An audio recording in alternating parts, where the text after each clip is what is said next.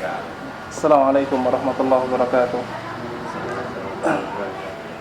Innal hamdalillah nahmaduhu wa nasta'inuhu wa nastaghfiruh wa na'udzu billahi min shururi anfusina wa sayyiati a'malina.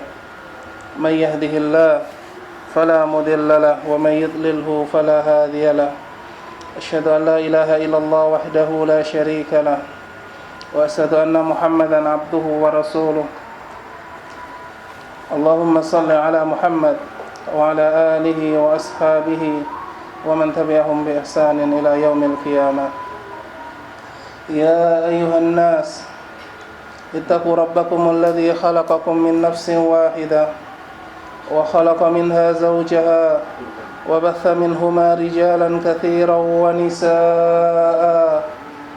Wattaqullaha alladzi tasaaluna bihi wal arham. Inna Allaha kana 'alaikum raqiba. Ya ayyuhalladzina amanu taqullaha wa qulu qawlan sadida yuslih lakum a'malakum wa yaghfir lakum dhunubakum wa man yuti'illaha wa rasulahu faqad faza fawzan 'azima. Amma ba'd, fa inna asdaqal hadits kitabullah wa khayra hadi Muhammadin sallallahu alaihi wasallam wa syarrul umuri muhtasatuha fa inna kulla muhtasatin bid'ah wa kulla bid'atin dhalalah wa kulla dhalalatin finnar. Ayuhan nas, jemaah rahimani wa rahimahullah, berbahagialah seorang hamba ketika Allah subhanahu wa ta'ala masih melekatkan hidayah di hati hamba tersebut, karena istiqamah di atas hidayah adalah sesuatu yang sangat mahal, sesuatu yang lebih dibutuhkan oleh jiwa daripada sekedar makanan dan minuman.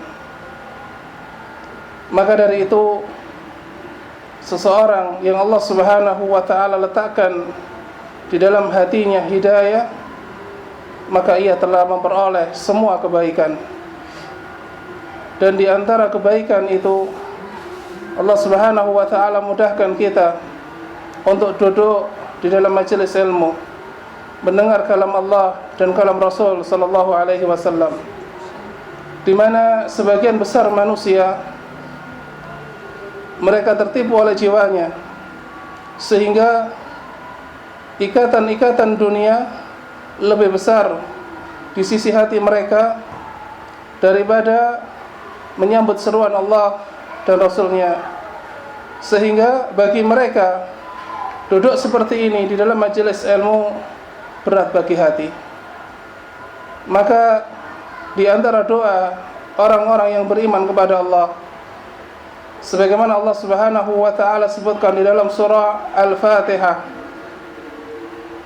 Ihdina siratal mustaqim, Ihdina siratal mustaqim, tunjukilah kami ya Allah kepada jalan yang lurus. Berikan kepada kami ya Allah hidayah, sehingga kami dapat meniti jalan yang lurus, yakni Islam dan sunnah. Hidayah bukan hanya sekedar kita telah memeluk Islam, namun Islam yang di atas sunnah. Sebagian besar manusia mencukupkan diri di dalam memenuhi seruan Allah untuk masuk ke dalam Islam, dan keislaman mereka hanya keislaman yang standar awam di hadapan orang-orang yang memiliki ilmu. Maka sebagaimana disebutkan oleh Imam Ibnu Qayyim rahimahullah, bahwasanya ihdinas siratal mustaqim tidak hanya cukup memohon hidayah kepada Allah, bahwasanya Allah subhanahu wa ta'ala mengarahkan hati kita kepada Islam, namun Islam yang di atas sunnah. Maka permohonan ihdinas siratal mustaqim setelah kita di dalam Islam adalah agar Allah subhanahu wa ta'ala mengarahkan hati kita kepada sunnah Nabi sallallahu alaihi wasallam. Dan yang ketiga adalah kita memohon kepada Allah as-sabat dan istiqamah, sehingga kita tetap di dalam hidayah tersebut sampai Allah Subhanahu wa taala menyebut ajal kita. Naam. Dan saudara-saudaraku rahimani wa rahimahullah, bahwasannya di antara penghalang-penghalang hidayah yang disebutkan oleh Al-Imam Ibnul Qayyim rahimahullah di dalam kitab Madarijus Salikin, ada 10 tahapan penghalang-penghalang hidayah yang saya akan sampaikan di sini sebelum kita memasuki bab dari kitab kita. 3 besar di antaranya.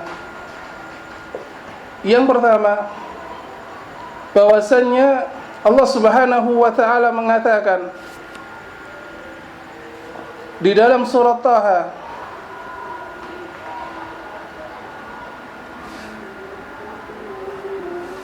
"Faman tabi'a hudaya fala yadhillu wala yashqa."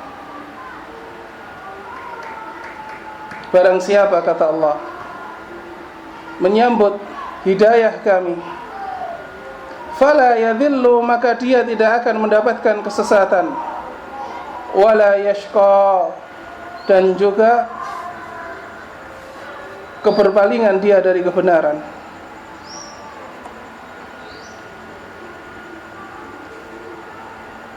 Barang siapa yang ia melihat hidayah,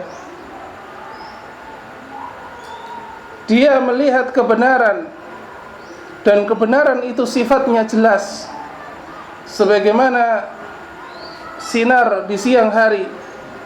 Sangat jelas kebenaran bagi orang-orang yang diberikan kebaikan oleh Allah Subhanahu wa taala. Maka kemudian bagi siapa yang menerima hidayah ini, Allah Subhanahu wa taala menjanjikan 2 hal bagi mereka. Fala yadhillu, mereka tidak akan sesat, wala yashqa, dan mereka tidak akan celaka. Namun sebaliknya, barang siapa berpaling,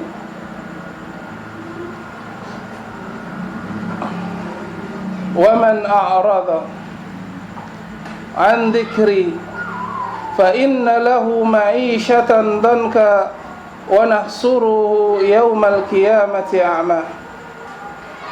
Barang siapa yang ia berpaling, makna berpaling di sini tidak mau tahu, tidak menggobres.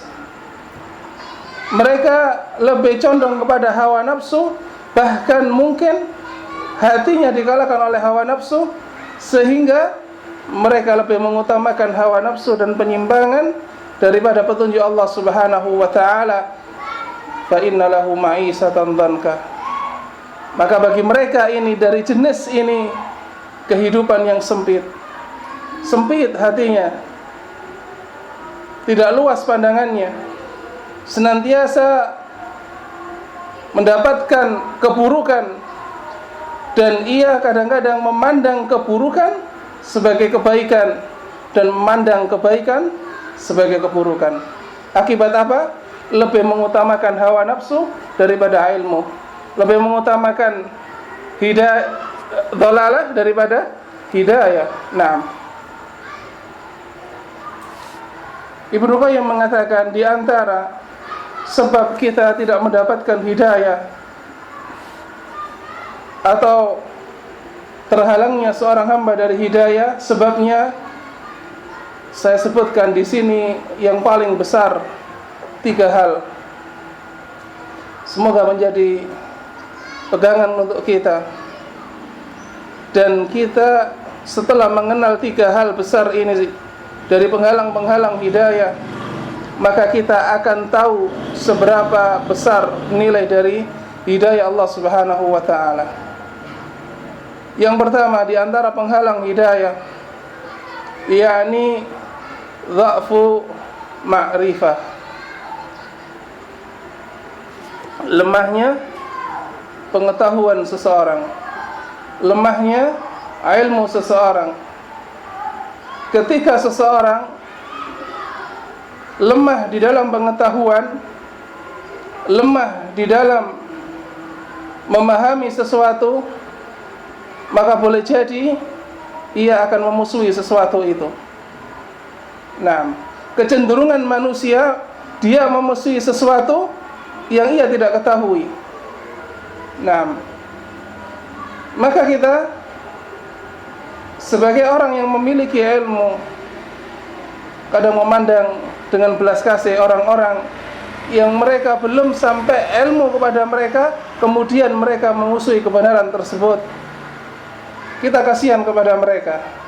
Sekiranya mereka sampai ilmu itu kepada mereka, sampainya pengetahuan itu kepada mereka akan urusan kebenaran ini, mereka tidak akan menjadi penentang kebenaran tersebut. Maka untuk menghilangkan dari lemahnya ma'rifah ini, maka dihilangkan dengan apa? Dihilangkan dengan kejujuran kepada Allah Subhanahu wa ta'ala dan belajar. Barang siapa yang jujur kepada Allah, Allah akan menyampaikan hidayah kepada hatinya.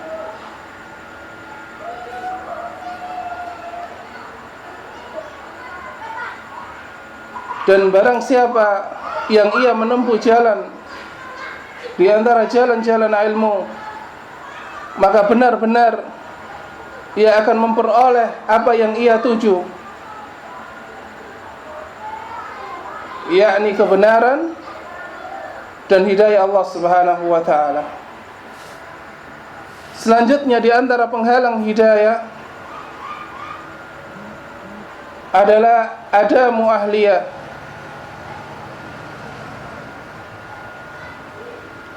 Tidak layaknya seorang hamba mendapatkan hidayah itu. Adamu ahliyah. Dia bukan orang yang layak mendapatkan hidayah Allah. Kenapa? Tidak lain tidak bukan karena terlalu kotornya hati. Sesuatu yang sudah diisi oleh kekotoran, maka ketika diisi kebaikan, kebaikan itu tidak akan masuk. Maka ketika seseorang hatinya terlalu kotor dan atas ilmu Allah dan iradahnya, Allah Subhanahu wa ta'ala memandang hamba ini tidak layak mendapatkan hidayah.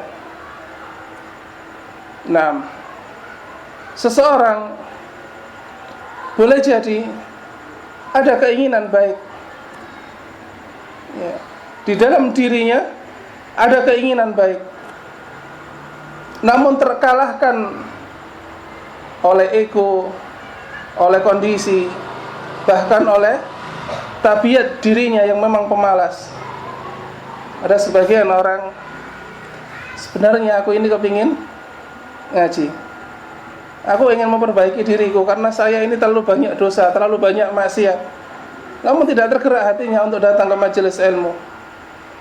Hatinya telah terpatri oleh kebiasaan-kebiasaan yang buruk, yang kebiasaan ini buruk ini telah mengikat hatinya, sehingga kekuatan dirinya untuk melawan sulit. Sebagian orang, ya, karena terlalu terikat tangannya oleh yang namanya HP, sulit bagi mereka untuk memegang Al-Quran dan membacanya.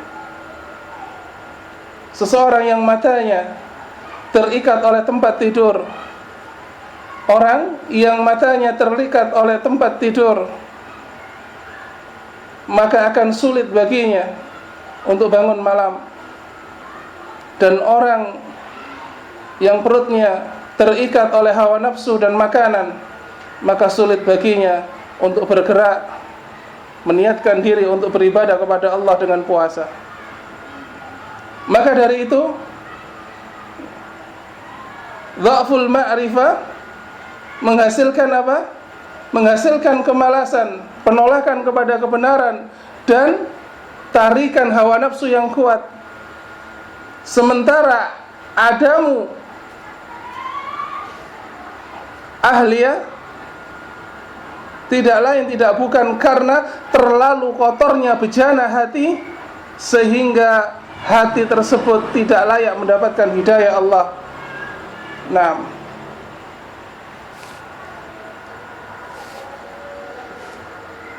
di antara sebab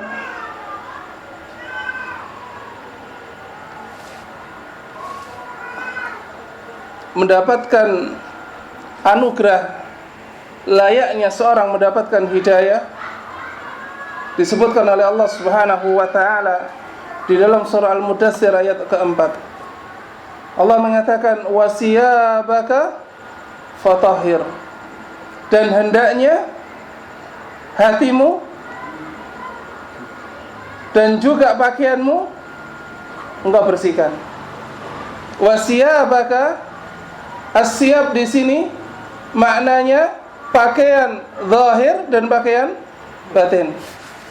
Nah, yang tidak sebagaimana disebutkan oleh para ulama, yang tidak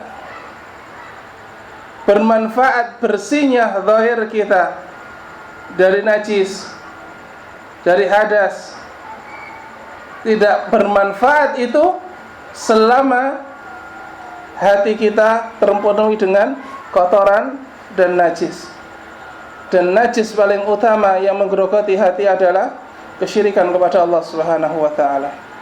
Selama kecondongan hati itu kepada kesyirikan kepada Allah, maka hati itu tidak layak mendapatkan hidayah. Dan selama seseorang tidak inabah kepada Allah, tidak kembali kepada Allah Subhanahu wa taala, maka mereka juga tidak layak mendapatkan hidayah. Dan juga barang siapa berjalan di selain jalannya Rasul sallallahu alaihi wasallam, mereka bukan orang yang layak mendapatkan hidayah. Yang terakhir di antara sebab tidak layaknya seseorang mendapatkan hidayah adalah al-kibru, kesombongan. Kesombongan ini sangat banyak varian dan juga tahapan-tahapan di dalam kesombongan tersebut. Di antara bentuk kesombongan ialah mendahulukan akal, mendahulukan dorongan hawa nafsu daripada wahyu. Ketika seseorang mendahulukan keinginannya, perasaannya, hawa nafsunya daripada kebenaran, inilah kesombongan. Di antara kesombongan adalah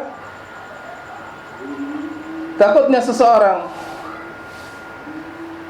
kepada keluarganya, kepada masyarakatnya,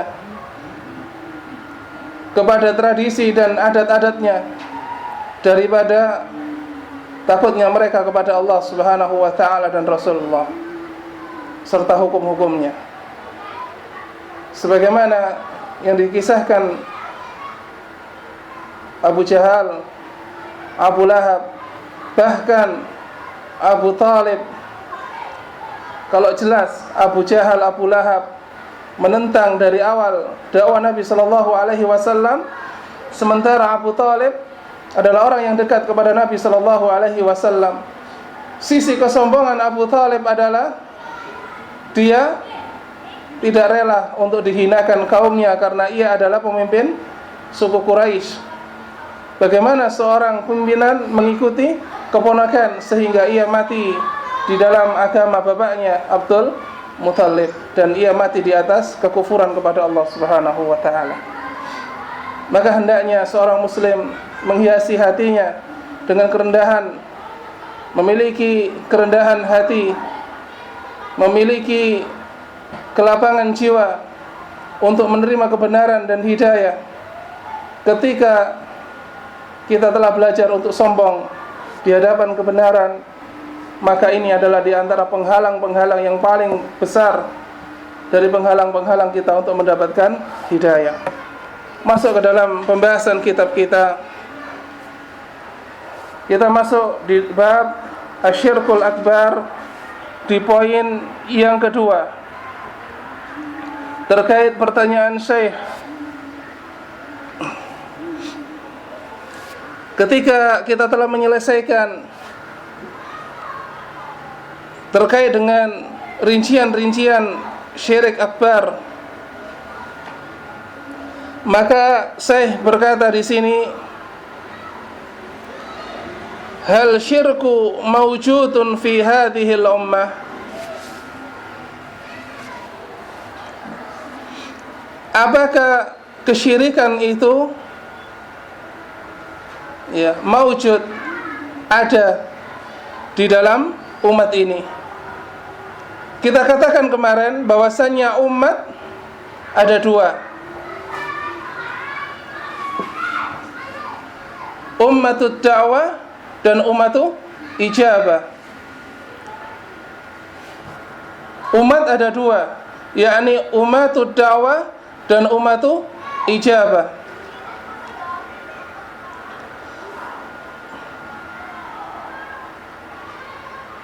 Yakni orang-orang yang belum mengenal Islam, kemudian kita seru mereka ke dalam Islam. Dan yang kedua, ummatul ijabah, yakni orang yang sudah menerima dakwah Islam dan mereka menjadi orang-orang Islam.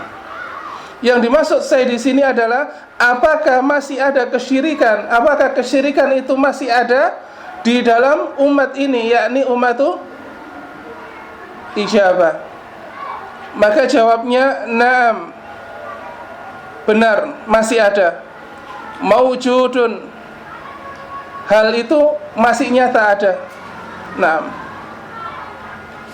Dan dikatakan di sini oleh Allah Subhanahu wa taala di dalam surah Yusuf, wa ma yu'minu aktsaruhum billah, dan tidaklah kebanyakan mereka itu beriman kepada Allah, illa wa hum musyrikun, sementara mereka itu masih tergolong orang-orang yang berbuat kesyirikan kepada Allah. Apa yang dimaksud di sini wa ma yu'minu billah, wa ma yu'minu aktsaruhum billah? Maknanya adalah mereka memahami terkait dengan tauhid rububiyah. Mereka menerima tauhid rububiyah, bahwasannya Allah Subhanahu wa taala pencipta mereka, pemberi rezeki kepada mereka dan semisalnya. Namun di dalam ibadah illa wahum musyrikun, mereka berbuat kesyirikan kepada Allah Subhanahu wa taala. Sekarang kalau kita merinci, barakallahu fikum, ini enggak ada tambahan lagi ya jamaahnya. Mungkin mereka Masya Allah sebagai teman kita mungkin ya menggunakan waktu Sabtu malam Ahad ini untuk jalan-jalan dengan keluarganya, Masya Allah. Nah, namun ya, sebagaimana komitmen ya, para dai di jalan Allah Subhanahu wa taala, bahwasannya banyaknya yang hadir maupun yang tidak tetap sama nilainya di sisi Allah Subhanahu wa taala. Bahkan di antara guru-guru kami ya, seperti Ustaz Aun Rafiq, beliau menghadiri kajian datang dari Gresik ke Surabaya, sementara yang ngaji di depan beliau hanya takmir dan muadzin. Masya Allah, ini masih lengkap 6, 7, 8. Nah, ya, beliau hanya dihadiri takmirnya sama muadzinnya, dan beliau tetap membuka kitab dan membuka pelajaran. Nah, kadang-kadang sebagian kita ya, yang istiqomah itu dai-nya. Hujan, nah badai, mereka akan tetap datang. Namun ya demikian sifat manusia ya. Cenderungan manusia itu kepada yang singkat, yang enak, nah yang gemerlap. Sementara duduk seperti ini adalah sesuatu yang sangat berat. Nah, semoga Allah Subhanahu wa taala mengampuni kita dan saudara-saudara kita. Kalau kita membahas rincian sangat banyak, namun rukun dari syirik itu hanya 3 sebenarnya.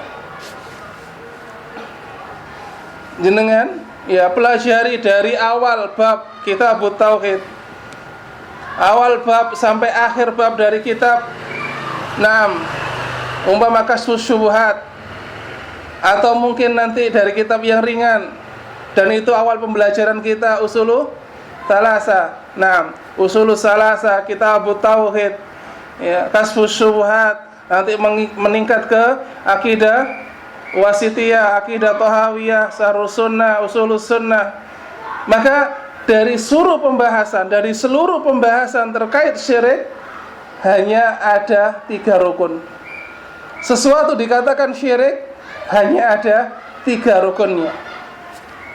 Apa itu? Disebutkan oleh para ulama definisi syirik. Taswiyatu ghairillah billah fi syai'in fi khasaisillah. Masya Allah. Itulah definisi daripada kesyirikan. Taswiyatu ghairillah, ya, menyamakan, mengalihkan ghairillah kepada selain Allah.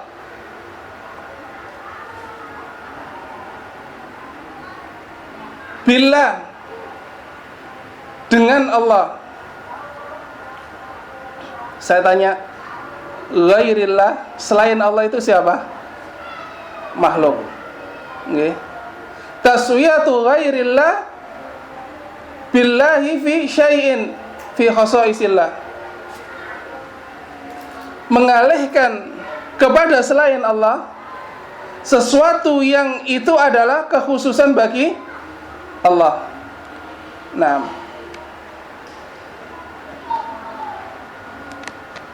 maka bila terpenuhi 3 hal ini, adanya pengalihan ibadah kepada makhluk yang itu adalah hak Allah dan menjadi kekhususan hanya untuk Allah, maka ketika sudah ada 3 ini, maka itulah kesyirikan. Dapat dipahami? Mengalihkan kepada makhluk yang itu adalah hak Allah dan menjadi kekhususan bagi Allah. Nah, contoh, kita memahami dan kita telah mempelajari di dalam kita pembelajaran asma wa sifat. Nah, bahwasannya As-Sami'ul Bashir. As-Sami'ul Basir. Siapa itu? Allah Subhanahu wa ta'ala. Dia yang maha mendengar dan maha melihat. Pendengarannya tidak sama dengan pendengaran makhluk, dan penglihatannya juga tidak sama dengan penglihatan makhluk. Nah, dan bagi Allah permisalan yang lebih tinggi.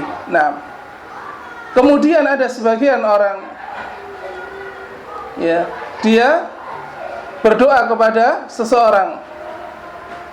Dia di Sidoarjo umpama. Kemudian ia berdoa kepada seseorang yang jauh, umpama di Madiun atau di Jogja, jauh.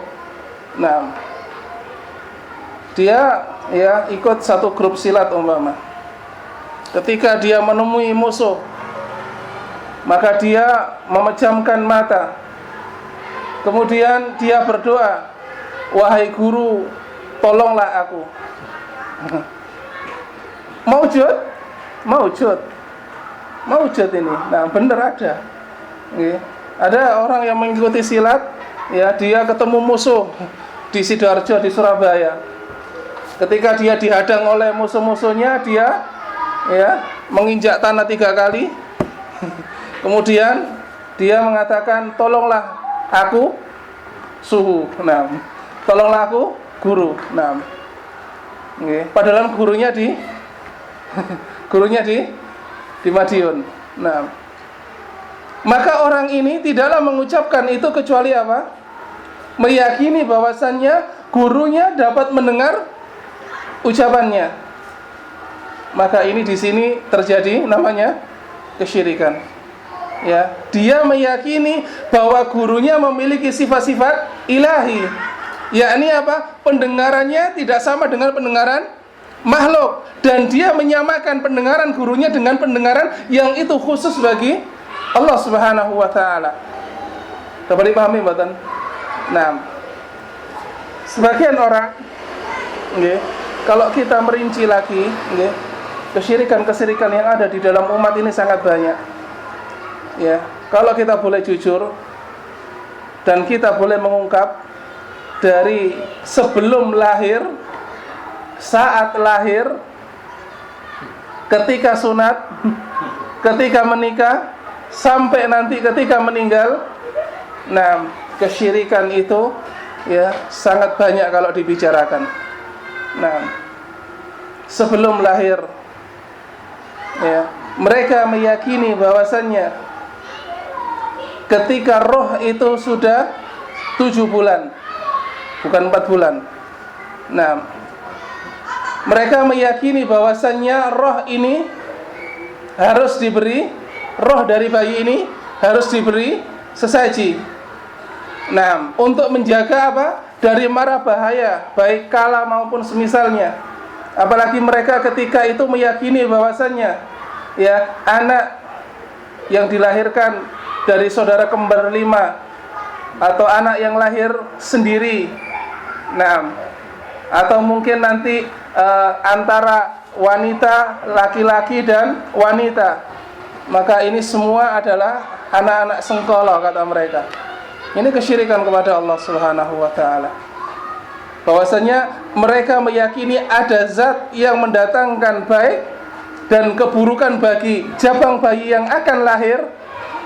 Bahwasanya mereka bila tidak diberikan sesaji, maka akan didatangi roh-roh jahat untuk mengganggu janin yang ada di dalam perut ibunya. Ini kesyirikan. Kemudian, nah, setelah lahir banyak lagi kesyirikan-kesyirikan. Nah, ketika menikah apalagi, Masya Allah ya, dari A sampai Z kesyirikan itu ketika menikah, Masya Allah ya. Dan kita kalau sudah ngaji gini nggak perlu rincian, kita tahu. Dan bahkan nanti sampai mati, ketika mati, Masya Allah, kesyirikan itu juga nampak. Nah, bukan samar lagi, nampak.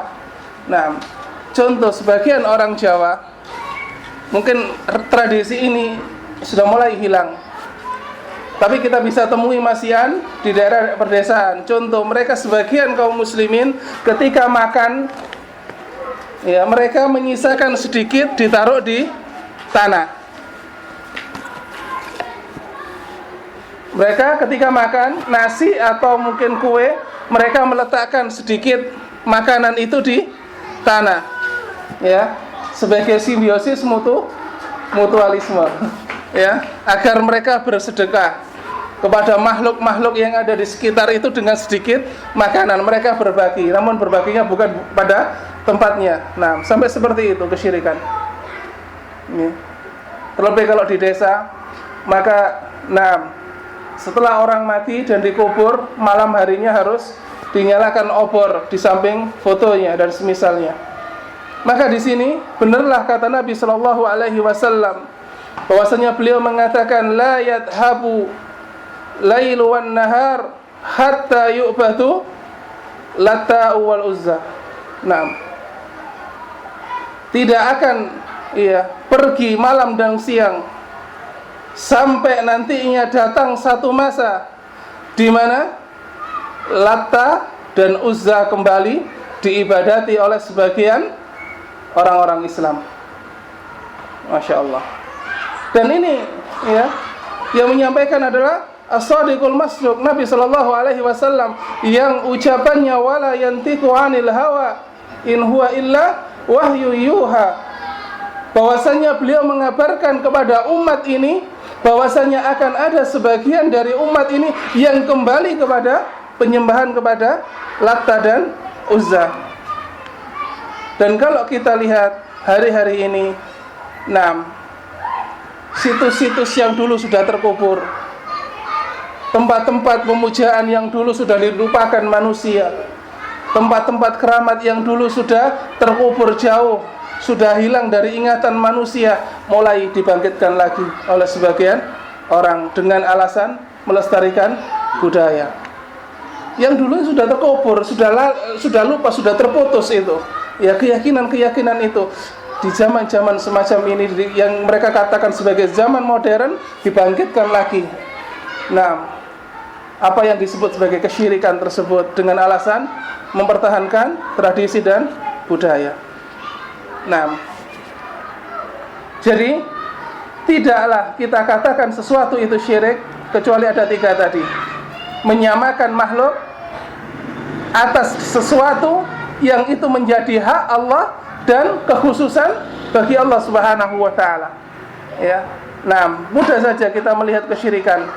Ya, selama seseorang itu mengalihkan ibadah kepada makhluk selain Allah, yang itu adalah hak Allah dan menjadi kekhususan Allah, maka terjadi yang namanya kesyirikan.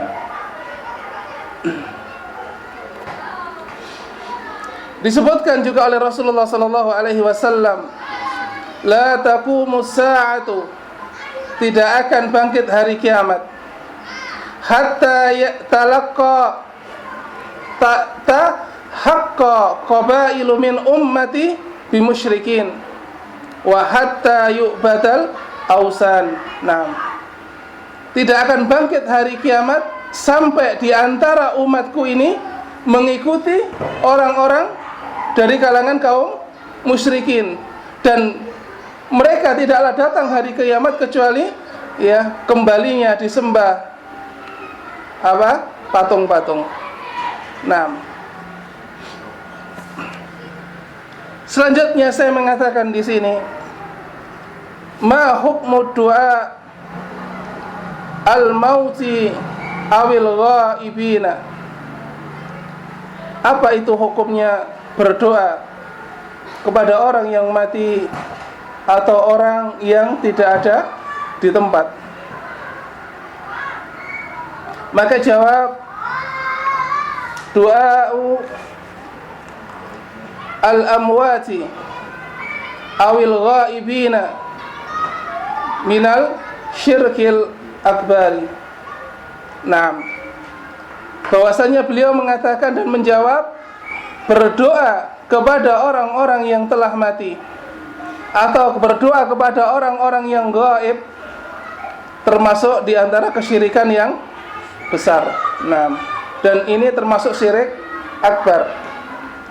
Maka kalau kita secara nyata melihat seseorang, nah, yang ia biasa berdoa kepada mayit, mengunjungi kuburan-kuburan yang tidak dikenal atau kuburan-kuburan keramat, maka tidak selayaknya kita bermakmum kepada mereka. Meskipun ya yang berhak menghukumi secara syariat adalah para ulama terkait dengan masih Islamnya seseorang atau telah keluar dari Islam, bukan wilayah orang-orang awam. Nah, selayaknya kita menjauhi imam-imam sholat yang seperti itu. Nah, orang-orang yang suka mendatangi kuburan-kuburan keramat, mendatangi ya tempat-tempat yang dianggap ya memiliki barokah dan semisalnya. Nah, karena apa? Sebagian mereka memiliki keyakinan tertentu dengan terkait adanya kuburan tersebut. Ya, saya tanya kepada panjenengan yang hadir, nih semoga gak ngantuk. Nah, meskipun 4 orang atau 5 orang. Nah, ini mewakili yang lain ya, insyaallah. Umpama saya orang Sidoarjo, kemudian mengadakan perjalanan safar. Kemana yang jauh kira-kira? Yang di situ ada makam keramat. Cirebon, nggih. Nah, Cirebon atau mungkin kalau Madura di daerah, masya Allah, Boto Putih, apalagi. Nah, Sumenep, Sumenep itu masya Allah banyak sekali. Kita sampai pernah ke sana, sampai menyeberang pulau juga ke kuburannya Mangkurat itu. Nah, kemudian barakallahu fiik datang menemui juru kunci. Ya, ditanya oleh juru kuncinya, tujuan apa Anda ke sini? Kami ingin di sini ini ya, ke sini dengan tujuan untuk berdoa kepada Allah. Tanda kutip, mereka masih mengatakan berdoa kepada Allah agar dilancarkan rezeki kami. Masya Allah. Agar dibarokai umur kami dan bisnis-bisnis kami tercapai target-targetnya. Saya tanya kepada panjenengan, yang memberkahi umur, yang memberi kelancaran rezeki, yang menyampaikan orang-orang dari target-target dunia maupun akhirat siapa? Allah. Namun dia dengan meyakini datang ke tempat-tempat seperti itu dan kemudian meminta kepada orang-orang yang mati di dalamnya, mereka memiliki keyakinan bahwasanya orang yang ada di dalam kubur itu memiliki sifat-sifat dari sifat-sifat rububiyah dan ilahiyah. Maka ini adalah kesyirikan. Maka Allah mengatakan, "Wala tad'u min dunillahi ma la yanfa'uka wa la yadurruk, fa in fa'alta fa innaka idzan minadh dhalimin." Dan jangan engkau berdoa menyeru kepada selain Allah apa yang tidak mendatangkan manfaat bagimu dan juga mendatangkan mudarat. Bila engkau melakukan hal tersebut, sungguh kamu adalah orang-orang yang zalim. Az-zalimin ay musyrikin, kata beliau. Bahwasanya zalim di sini maknanya adalah orang-orang yang berbuat kesyirikan. Bahkan di antara kita kaum muslimin, saya masih mengatakan mereka kaum muslimin, memiliki keyakinan tertentu terkait masjid Allah, padahal Allah sudah mengatakan, ya, masjid itu miliknya Allah Subhanahu wa taala. Fala tad'u ma'allahi ahada. Ya, maka janganlah engkau berdoa kepada selain Allah di dalam masjid itu dengan kepada seorang pun. Namun betapa banyak istighatsah yang ditujukan kepada selain Allah Subhanahu wa taala di dalam masjid Allah. Nah, mereka melakukan bukan hanya kesyirikan itu di kuburan keramat atau di tempat-tempat yang memiliki barokah dan semisalnya, namun mereka juga melakukan kesyirikan di dalam masjidnya Allah Subhanahu wa taala dengan meminta kepada selain Allah. Nah, dan ini banyak. Bahkan sebagian mereka menyanyikan lagu-lagu yang lagu itu datangnya dari orang-orang Syiah. Dan ini diakui oleh sebagian mereka. Li khamsatun harral wabah dan semisalnya, Masya Allah. Mereka ketika datangnya wabah bukan kembali kepada Allah Subhanahu wa taala, namun mereka mengandalkan 5 hal. Nah, di dalam syair itu.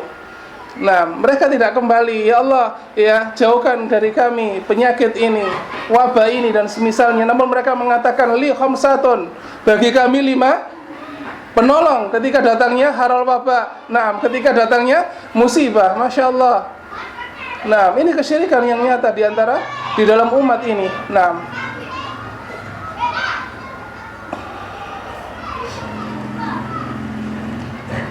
kemudian saya mengatakan, hal du'a'u ibadah? Apakah doa itu termasuk ibadah? Beliau menjawab, "Naam." Iya. Du'a'u ibadah. Bahwasanya doa itu adalah ibadah. Sebagian orang memahami kesyirikan adalah ketika mereka menyembah kepada selain Allah. Nah, namun ini masih apa? Mujmal. Nah, belum dirinci. Nah, masih belum dirinci. Nah, seseorang yang memahami kesyirikan yang sebagaimana saya sebutkan tadi di atas, maka ia memahami kesyirikan itu secara terperinci, bukan hanya mengatakan, oh kalau syirik itu, nah, kalau syirik itu menyembah kepada selain Allah. Nah, hanya itu makanya sebagian orang-orang seperti orang-orang sufi, nah, mereka meyakini bahwasannya sudah tidak ada lagi kesyirikan di dalam tubuh kaum muslimin.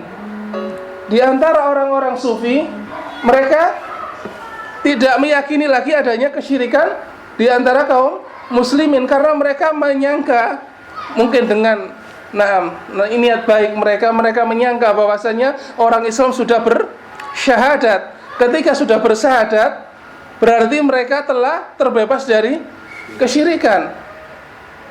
Dan mereka tidak memahami rincian-rincian kesyirikan. Nah, sehingga mereka mengatakan doa kepada selain Allah, tawassul kepada selain Allah, istighatsah kepada selain Allah bukan termasuk kesyirikan.